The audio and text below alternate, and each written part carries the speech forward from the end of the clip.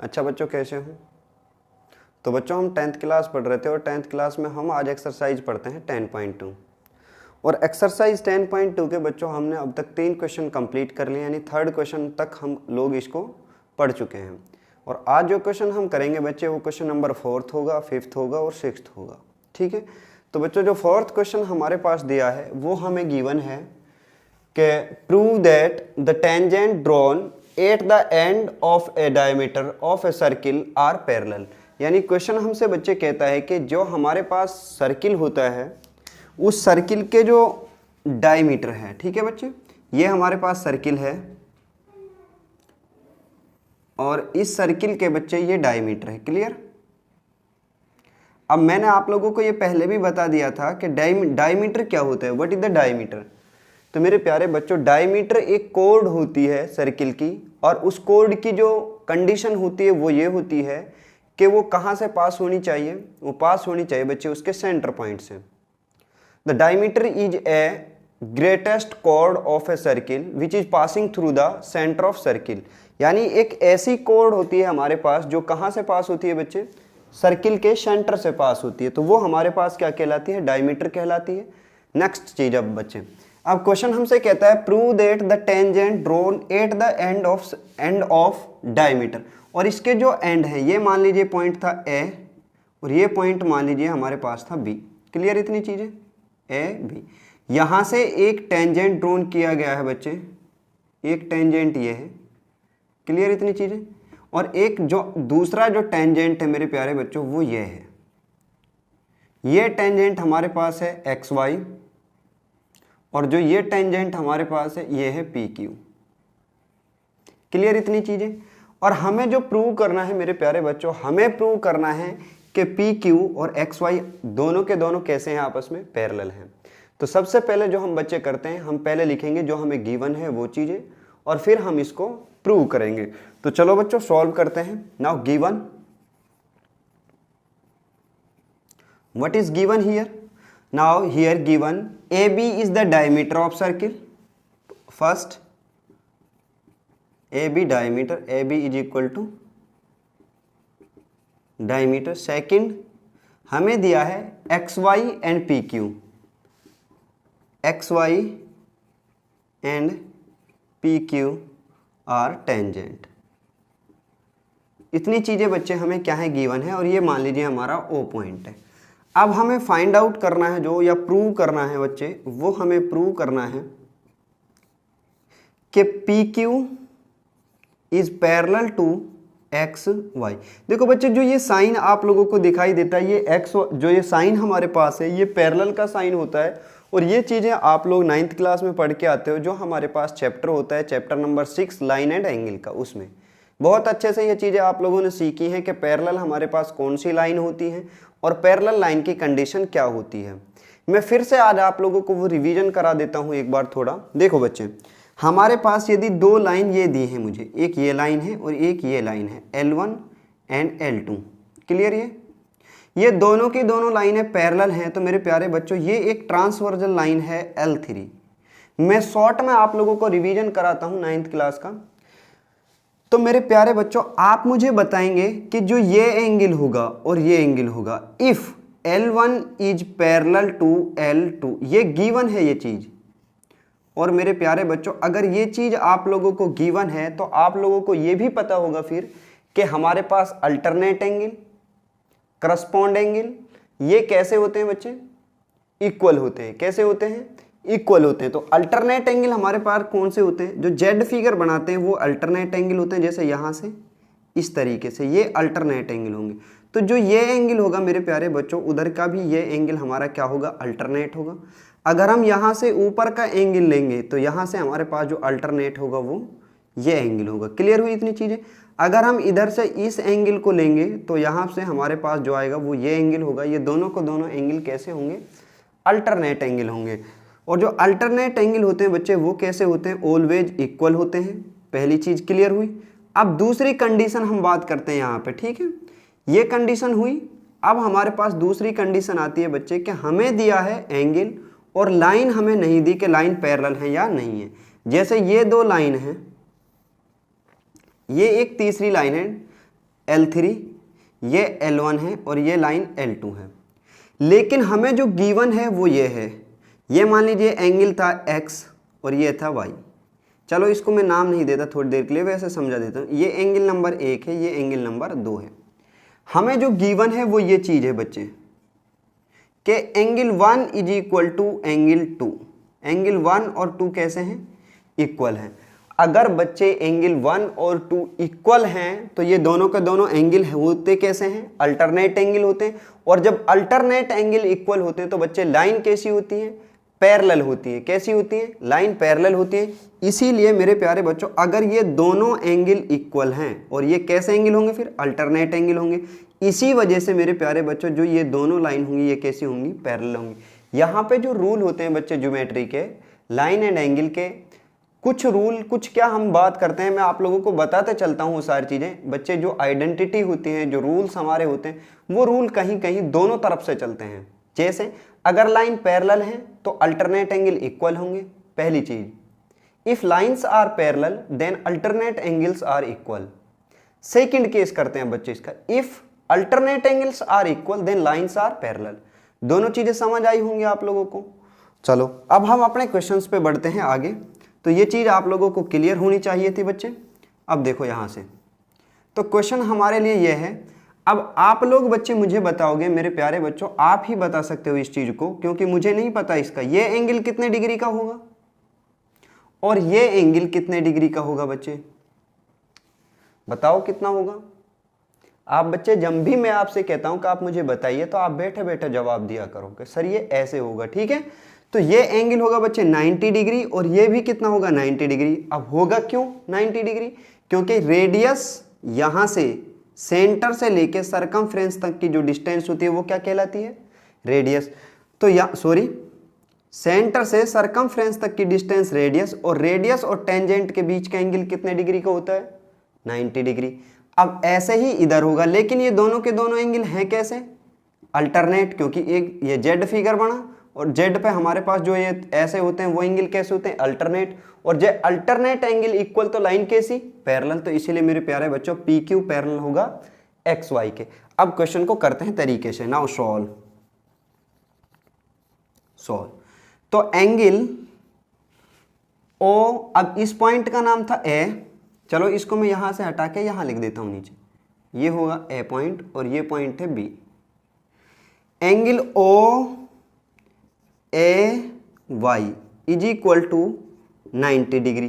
क्यों? क्योंकि ये कैसा एंगल है? रेडियस एंड टेंजेंट के बीच का एंगल। एंगल बिटवीन, पूरा लिखेंगे बच्चे आप, angle between radius and tangents. Clear? और ये आई इक्वेशन नंबर 1। अब दूसरी चीज, अब इधर आ जाए बच्चे, ओ बी पी, ये भी कैसा होगा? Angle O B P is equal to 90 degree. ये इक्वेशन हुई 2। क्यों?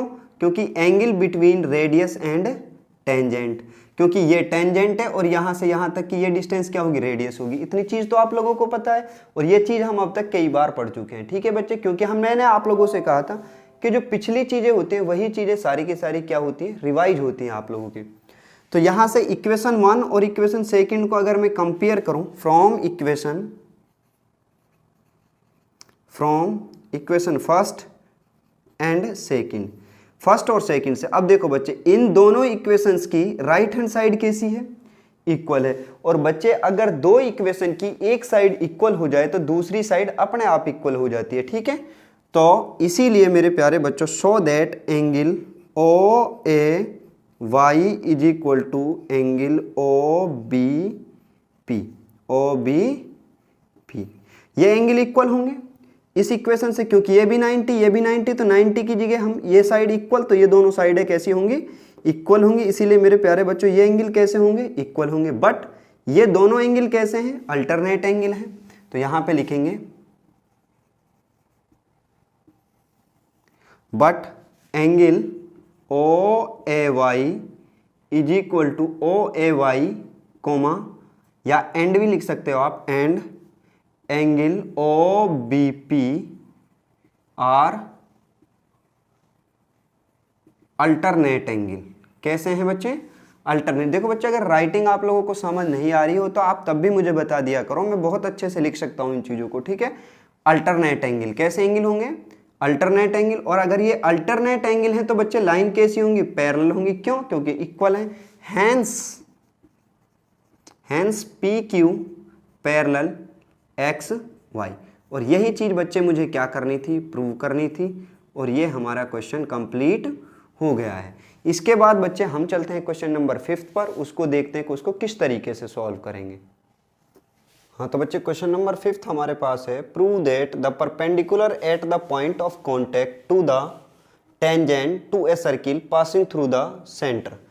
यानी मेरे प्यारे बच्चों, क्वेश्चन हमसे कहता है कि कोई हमारे पास सर्किल था।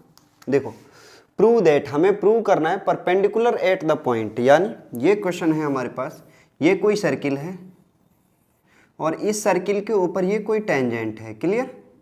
यहाँ से, और इस टेंजेंट, ये सर्किल का पॉइंट सेंटर है ओ, और हमसे क्वेश्चन कहता है कि prove that the perpendicular at the point of contact. और ये जो कॉन्टैक्ट पॉइंट था, ये मान लीजिए पी पॉइंट हो गया, ये हो गया क्यू पॉइंट, और ये पॉइंट हो गया ए। हमसे क्वेश्चन कहता है कि इस ए पॉइंट के ऊपर अगर मैं परपेंडिकुलर डालता हूं तो परपेंडिकुलर कहां से पास होगा? ओ से पास होगा। ये चीज़ हमें क्या करनी है? प्रूव करनी है। तो देखो बच्चे, मैं मानता हूं कि इसका ये पॉइंट कोई और था इसके ऊपर, ओ डैश। कितना पॉइंट है? O dash. और ओ और ओ डैश ये आपस में कैसे हैं? परपेंडिकुलर हैं। क्लियर इतनी चीज? ये हमने मान लिया। लेट, सॉल्यूशन करते हैं तो बच्चे, let O dash A perpendicular P Q, perpendicular P Q. O dash A P Q के ऊपर कैसा है? परपेंडिकुलर है। और मेरे प्यारे बच्चों, परपेंडिकुलर क्या चीज़ होती है पहले ये समझ लीजिए। अब देखो, ये कोई भी लाइन है और इस लाइन के ऊपर जो परपेंडिकुलर आप डालते हो तो वो 90 डिग्री का एंगल बनाता है। कितने डिग्री का? 90 डिग्री का एंगल बनाता है। तो ऐसी कोई भी लाइन हो जो किसी दूसरी लाइन के ऊपर 90 डिग्री का एंगल बनाती है, वही लाइन उसकी क्या होती है? परपेंडिकुलर लाइन कहलाती है। तो ऐसे हम मान के चलते हैं। अब ये नहीं कहना आप लोग सर ये तो लाइन जो है हमारी कैसी है? थोड़ी तिरछी है, तो ये नहीं हो सकता। हमने मान के चलते हैं कि ओ डैश ए क्यू हमारा क्या है? ये परपेंडिकुलर है। ये हमने लेट कर लिया है, ठीक है। तो let O dash A perpendicular P Q so that my dear student O dash A Q, O dash A Q is equal to कितना होगा? 90 डिग्री, ठीक है। ये हमने अपने पास से करा था, तो इसी वजह से बच्चे ये कितना होगा? 90 डिग्री। और ये इक्वेशन आई नंबर 1। अब मुझे बताइए, ये पॉइंट सेंटर पॉइंट है ओ, यहाँ पे लिख लीजिए, आप लिख सकते हो इस चीज को। यहाँ पे सबसे पहले O is centre of circle and P Q is tangent, is tangent. इस चीज को आप लिख सकते हो, इज टेंजेंट। क्लियर यहाँ से? अब देखो, ये ओ हमारे पास इसका सेंटर था, तो ओ से, सेंटर से हमारे पास सरकमफ्रेंस तक की डिस्टेंस क्या होती है? रेडियस। रेडियस और टेंजेंट के बीच का एंगल कितने डिग्री का होता है? 90 डिग्री। और ये हमने पहले ही 90 माना था। तो बच्चे ओ ए हमारी रेडियस है। क्या है? रेडियस। तो इसीलिए मेरे प्यारे बच्चों ओ A Q, O A Q, O A Q ये कितने डिग्री का एंगल होगा? ये होगा 90 डिग्री का। क्यों? क्योंकि एंगल बिटवीन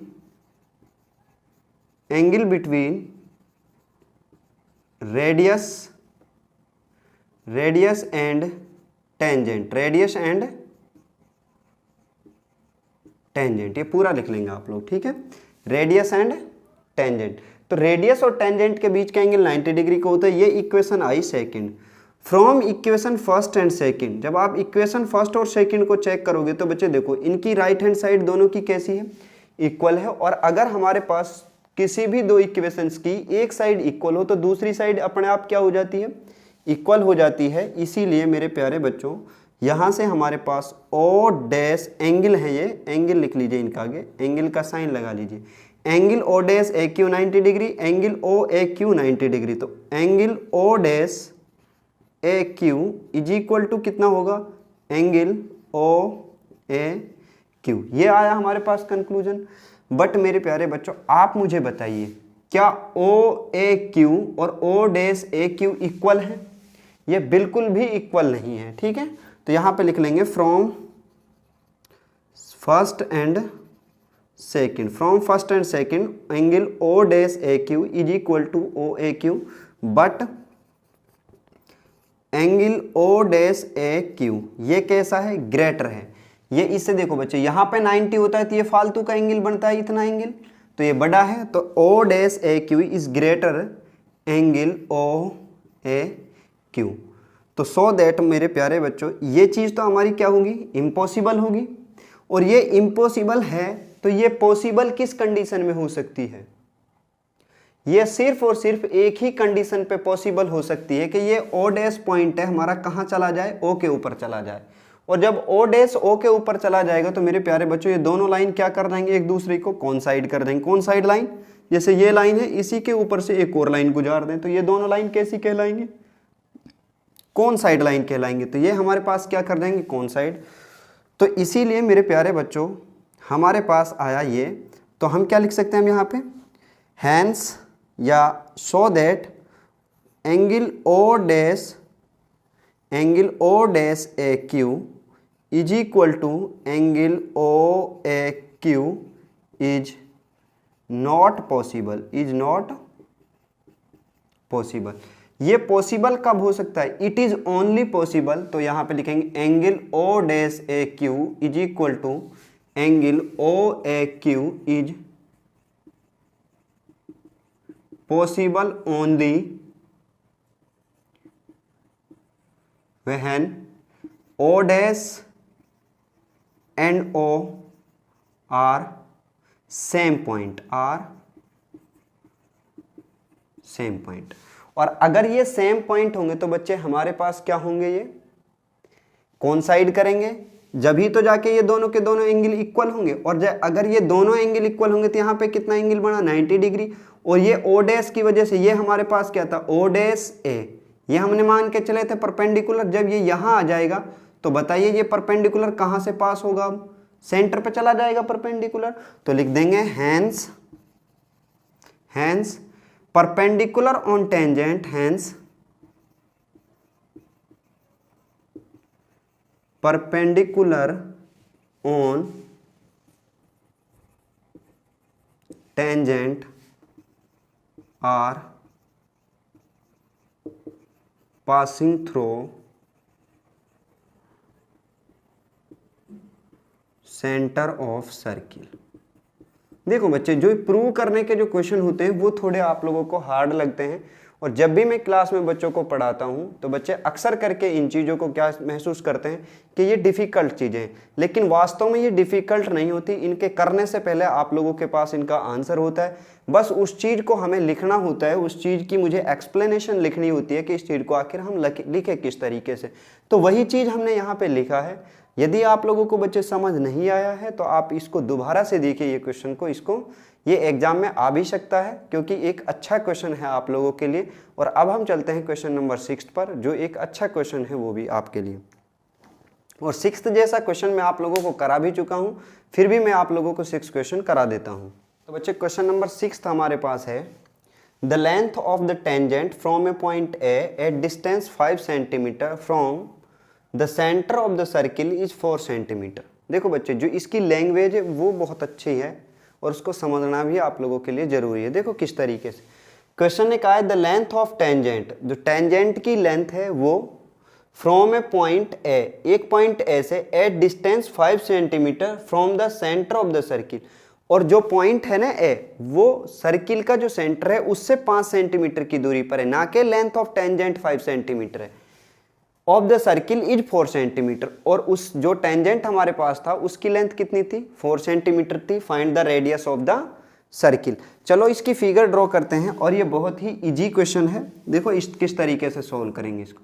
तो मान लीजिए बच्चे, ये हमारे पास वो सर्किल था, और इस सर्किल से यहाँ से ये इसका सेंटर पॉइंट है, और यहाँ से ये कोई पॉइंट था हमारे पास ए, ये कोई पॉइंट था ए, और इस ओ से ए की जो डिस्टेंस है वो कितनी है? 5 सेंटीमीटर। और यहाँ से इस ओ से ए से एक टेंजेंट इस पे डाला गया है इस तरीके से, ये टेंजेंट है इसके ऊपर, और इस टेंजेंट की जो डिस्टेंस दी है वो कितनी दी है 4 सेंटीमीटर। देखो बच्चा अब यहाँ तक नहीं है ये डिस्टेंस, टेंजेंट यहाँ से लेकर के इस पॉइंट से लेकर के यहाँ तक की जो डिस्टेंस है वो कितनी दी है 4 सेंटीमीटर, ये दी है 5 सेंटीमीटर। और हमसे क्वेश्चन कहता है कि find the radius of the circle. तो मेरे प्यारे बच्चों अगर मैं इस O से इसको मिला दूं, ये पॉइंट मान लीजिए B है हमारे पास, और O से अगर मैं B को मिला देता हूं तो ये हमारे पास क्या चीज़ आ जाएगी, रेडियस आ जाएगी, ये रेडियस होगी। तो मेरे प्यारे बच्चों ये टेंजेंट हो गया, रेडियस हो गया। रेडियस और टेंजेंट के बीच का एंगल कितने डिग्री, 90 डिग्री। और 90 डिग्री के सामने ट्राइंगल, ये ट्राइंगल बन गई OBA या OAB कहूँ मैं तो OBA एक राइट एंगल ट्राइंगल बन गए। और राइट एंगल ट्राइंगल में 90 के सामने क्या होता है, हाइपोटेनियस, और ये क्या होता है, बेस, और ये क्या होता है, परपेंडिकुलर। तो हमारे पास ट्राइंगल बनी। सॉल्यूशन, तो सॉल्यूशन में हम लिखेंगे पहले OA कितना है हमारे पास 5 सेंटीमीटर, 5 सेंटीमीटर। AB कितना दिया 4 सेंटीमीटर, ये फिगर से लिखते हैं हम। और रेडियस हमारे पास कितनी है, रेडियस आई हमारे पास OB, ये रेडियस हुई। इन राइट एंगल ट्राइंगल OAB, ये राइट एंगल ट्राइंगल हो गई OAB, सॉरी इसको मैं O लिखना है, तो OAB by Pythagoras theorem, by Pythagoras theorem पूरा लिख लेंगे। बाई पाइथागोरस थ्योरम जब आप सॉल्व करोगे बच्चे तो मुझे मिलेगा परपेंडिकुलर की पावर 2 प्लस बेस की power 2 is equal to hypotenuse की पावर 2। तो परपेंडिकुलर कितना है हमारे पास, यहाँ पे परपेंडिकुलर है OB, तो लिख दीजिए यहाँ पे OB raise to the power 2 plus ये कितना है base AB, now AB raise to the power 2 is equal to hypotenuse कितना है OA raise to the power 2। आप ये चीज़ लिख भी सकते हो यहाँ पे, परपेंडिकुलर, बेस और हाइपोटेनियस ये होंगे। अगर नहीं लिखोगे तब भी हमारा काम चल जाएगा, और लिख लोगे तब भी काम चल जाएगा, ठीक है। इन चीज़ों से कोई फर्क नहीं पड़ता। तो अब इनकी वैल्यू लिख दीजिए। OB हमारा कितना है, OB हमारा रेडियस है, तो रेडियस की पावर 2 प्लस AB हमारे पास कितना है 4 सेंटीमीटर, तो 4 की power 2 is equal to OA कितना है हमारे पास, OA 5 सेंटीमीटर है, तो 5 रेज टू दी पावर 2। तो जब यहाँ से आप सोल्व करोगे तो कितना है R raise to the power 2 plus 4 raise to the power 2 कितना होता है 4 इंटू 4, ऐसा नहीं 4 इंटू 2, 4 2 जा 8 हो जाए, ये गलत होगा, क्योंकि 4 की पावर 2 का मतलब होगा 4 is multiply to 2 time. So that my dear student we are multiply 4 into 4, now we are getting 4 4 जा 16। तो हमें कितना मिला यहाँ पे 16, और 5 को कितने से मल्टीप्लाई करूँगा मैं 5 से, तो हमें कितना मिलेगा यहाँ पे 5 इंटू 5 तो 25। तो ये कितना आया हमारे पास, यहाँ से ये प्लस में तो इधर किस में चला जाएगा, माइनस में। तो यहाँ मुझे मिला R raise to the power 2 is equal to 25 minus 16। और जब ये माइनस 16 होगा तो कितना मिलेगा मुझे यहाँ पे 9। तो मुझे मिला R square is equal to 9, और ये स्क्वेयर इधर किस में चला जाएगा, रूट में। तो रूट में जाएगा तो इसका मतलब कितना हुआ R is equal to under root 9, और अंडर रूट 9 कितना होता है, यहाँ पे प्लस माइनस आता, लेकिन सर्किल की जो पावर हो, सर्किल की जो रेडियस होती है वो माइनस में नहीं होती, तो इसीलिए कितना मिलेगा मुझे 3। तो लिख देंगे hence radius of circle is 3 centimetre, पूरा hence radius of circle is 3 centimetre. तो बच्चे ये हमारे पास क्वेश्चन नंबर 6 भी कंप्लीट होता है। अब हम चलते हैं क्वेश्चन नंबर 7 पर, और जो बहुत ही आसान और सबसे अच्छा क्वेश्चन है, ठीक है, उसको देखते हैं किस तरीके से सॉल्व करेंगे। हाँ तो बच्चे क्वेश्चन नंबर 7 हमारे पास है, two concentric circles are of radii 5 centimetre and 3 centimetre, यानी 2 कॉन्सेंट्रिक सर्किल हमारे पास हैं और जिनकी रेडियस कितनी है 5 सेंटीमीटर एंड 3 सेंटीमीटर। रेडियाई कितनी है, देखो बच्चे रेडियस का जब आप प्लूरल बनाओगे तो रेडियाई होता है, वो रेडियाई कितना है 5 centimetre and 3 centimetre. Find the length of the chord of the larger circle, और मुझे लार्जर सर्किल की जो कॉर्ड होगी उसकी लेंथ फाइंड आउट करनी है, विच टच द स्मॉलर सर्किल, और जो स्मॉलर सर्किल हमारे पास होगा उसको क्या करती होगी, टच करती होगी। तो बच्चे यहाँ पे जो समझने की चीज़ थी वो ये थी कि कॉन्सेंट्रिक सर्किल हमारे पास कैसे होते हैं, या कौन से सर्किल को कॉन्सेंट्रिक सर्किल कहा जाता है। देखो बच्चों कॉन्सेंट्रिक सर्किल हमारे पास 2 वो सर्किल होंगे, देखो कॉन्सेंट्रिक को हम लिखते हैं पहले यहाँ पे, कॉन्सेंट्रिक ठीक है। देखो कॉन्सेंट्रिक को बनाया गया है दो वर्ड से, एक कॉन और सेंट्रिक। जो कॉन वर्ड है ये लिया गया है कॉन साइड से, कहाँ से लिया है, कॉन साइड से, और सेंट्रिक को लिया गया है सेंटर से। अब आप मुझे बताएं कौन साइड का मतलब क्या होता है।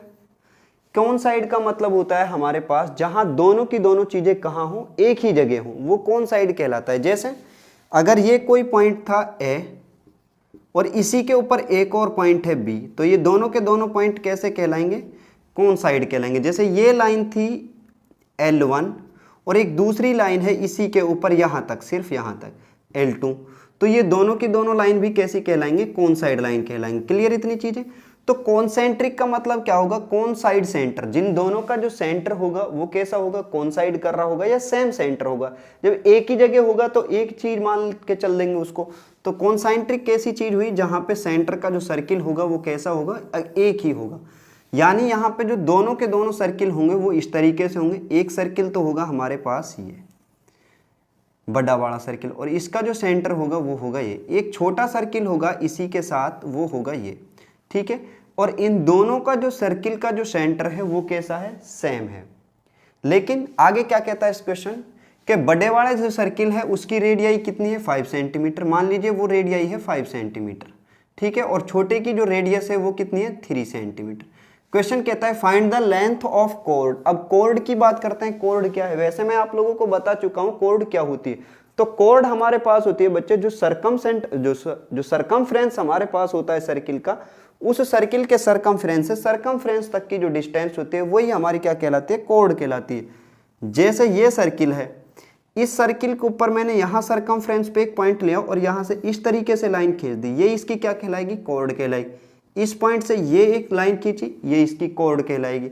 ऐसे मैंने यहाँ से ये लाइन खींची, ये कॉर्ड कहलाएगी। ऐसे कोई लाइन खींची, वो कॉर्ड कहलाएगी। शर्त क्या है कि वो सरकमफ्रेंस को टच करनी चाहिए दोनों साइड से। उसके जो एंड पॉइंट है वो कहाँ होने चाहिए, सरकमफ्रेंस के ऊपर होने चाहिए। सर्किल का जो सरकमफ्रेंस होता है उसके ऊपर होने चाहिए, बाउंड्री के ऊपर होना चाहिए।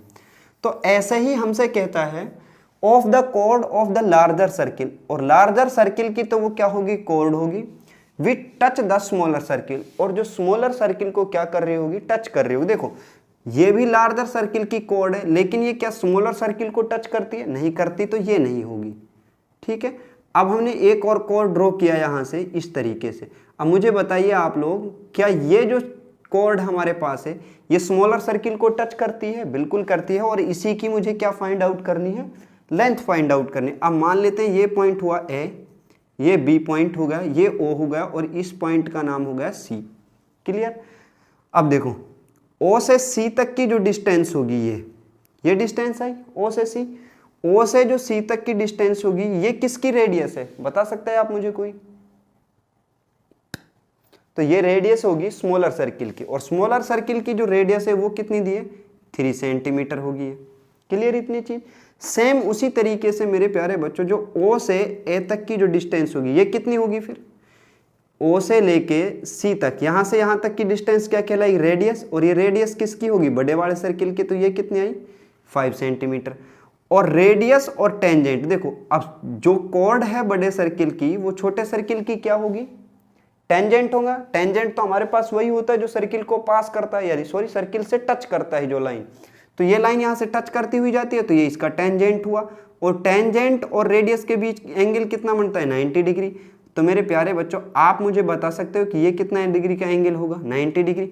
ऐसे ही अगर मैं इस ओ से बी को मिला दूं इस तरीके से, तो यहाँ भी कैसा, ये लेंथ कितनी डिग्री की कितनी होगी, ये 5 सेंटीमीटर, क्योंकि यहाँ से यहाँ तक की डिस्टेंस कितनी हुई, 5 हुई। तो ये भी 5, तो ये भी कितने डिग्री का एंगल होगा, 90 डिग्री का। अब अगर मुझे इस चीज का पता चल जाए तो ये और ये दोनों की दोनों चीजें कैसी होंगी, इक्वल होंगी। क्यों होंगी इक्वल, क्योंकि देखो ये 3 सेंटीमीटर, ये 5 सेंटीमीटर, दो चीजें इक्वल हैं और राइट एंगल ट्राइंगल है, तो पाइथागोरस थ्योरम लगा के हम क्या कर सकते हैं, फाइंड आउट कर सकते हैं। पहली चीज क्लियर इतनी, ठीक है। अब आ जाइए आप लोग यहाँ पे। वैसे बच्चे ये दोनों ट्राइंगल भी कॉन्ग्रुएंट हैं। कॉन्ग्रुएंट किस तरीके से, मैं आपको ये बता देता हूँ। बाकी देखो कैसे, ये hypotenuse 5 centimetre 5 centimetre, are equal, देखो ये 90 डिग्री का एंगल दोनों, आर हो गया। अब हाइपोटेनियस इक्वल हो गया, और 3 सेंटीमीटर की एक साइड इक्वल, तो क्या होगा, RHS से दोनों ट्राइंगल कैसी हुई, कॉन्ग्रुएंट, और कॉन्ग्रुएंट ट्राइंगल की करस्पॉन्ड साइड कैसी होती है, इक्वल होती है, यानी इस साइड की लेंथ होगी जो वो किसके बराबर होगी, इसके बराबर होगी। अब सॉल्व करते हैं इसको, ठीक है। तो इसको मैं हटा देता हूं यहां से इस तरीके से, और हमारे पास आया है। तो यहां से हम लिखते हैं बच्चे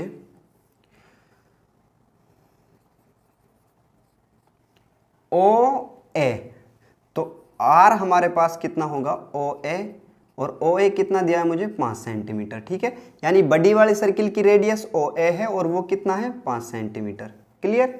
उसके बाद हमारे पास आया स्मॉल r, स्मॉल r कितना है OC, और OC की लेंथ कितनी है 3 सेंटीमीटर, क्लियर। इतनी चीजें। AB हमारे पास क्या है टेंजेंट, AB टेंजेंट है, क्लियर। और C क्या है हमारे पास, C हमारे पास होगा कॉन्टैक्ट पॉइंट, ये क्या है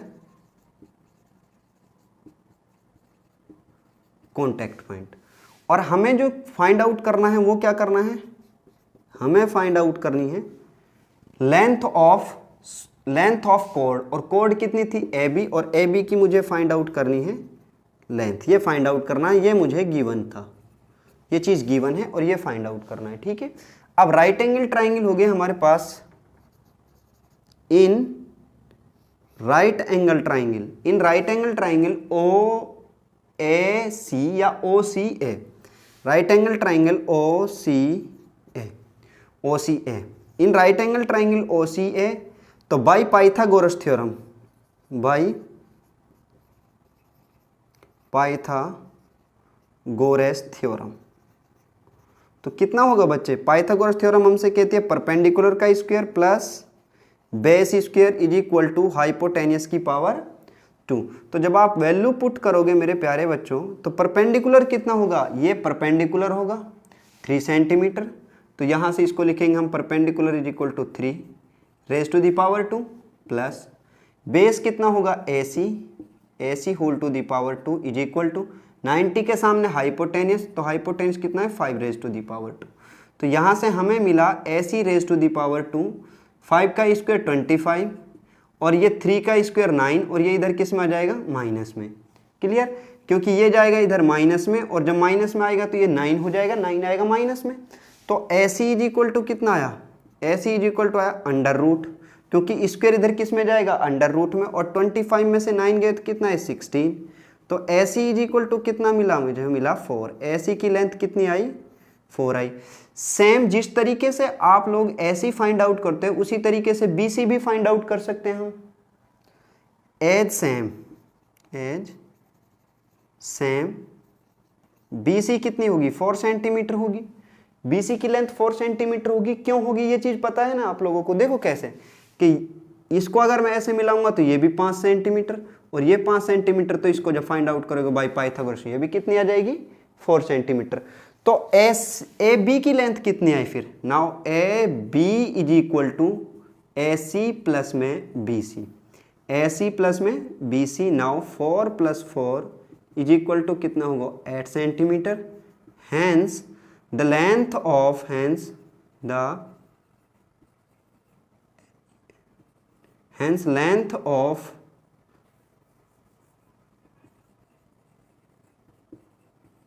लेंथ ऑफ कॉर्ड कितनी होगी 8 सेंटीमीटर, क्लियर बच्चे।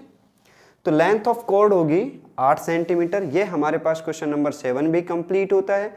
और बच्चों आज के लिए हम इतना पढ़ते हैं, इसके बाद जो हमारे क्वेश्चन बचते हैं हम नेक्स्ट वीडियो में आप लोगों से मिलते हैं बाकी क्वेश्चंस के साथ, ठीक।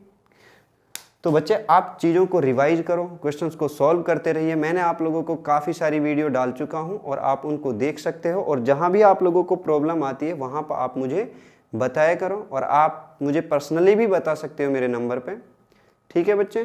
तो अब हम आपसे मिलते हैं आगे बाकी क्वेश्चंस के साथ।